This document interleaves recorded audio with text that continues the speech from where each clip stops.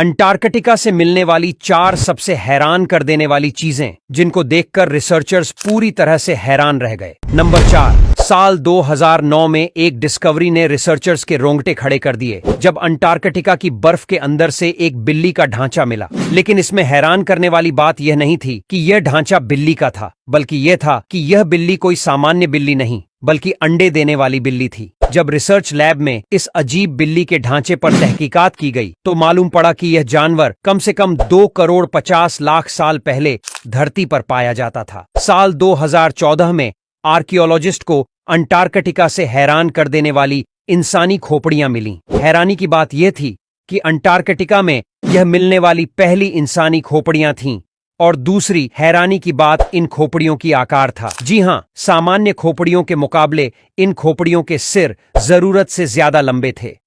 Researchers का मानना था कि ये खोपड़ियां इस बात की तरफ इशारा करती हैं कि प्राचीन काल में कुछ समुदाय के लोग जानबूझकर अपने सिर के आकार को बड़ा करते थे, जिसके लिए वे अलग अलग तरह की चीजों का इस्तेमाल करते थे। इस तरह की खोपड़ियां पहले इजिप्ट और पेरू में भी मिल चुकी हैं, जिनमें से कुछ खोपड़ियों पर गहरी चोट के निशान भी देखने को मिलते हैं। रिसर्चर्स का मानना है कि ये चोटें सिर के आकार को बड़ा करने के दौरान लगी होंगी, जिसकी वजह से खोपड़ियों में ऐसे निशान रह गए।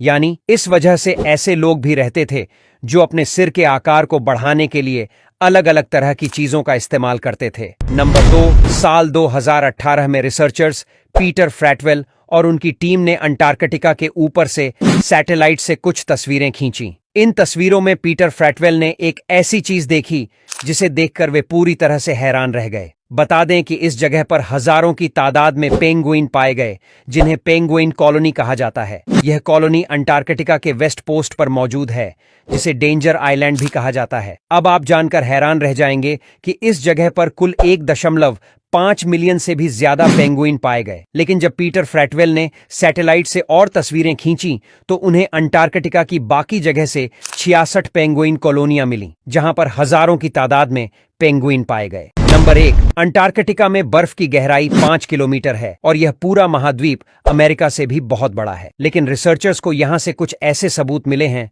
जिनसे यह अंदाजा लगाया जाता है कि लाखों साल पहले यह जगह रहने के काबिल हुआ करती थी। जी हां, साल 1986 में अर्जेंटीना के 2 रिसर्चर्स एडो दो ओल्वर और रॉबर्टो स्कैडो को अंटार्कटिका से एक डायनासोर का ढांचा मिला।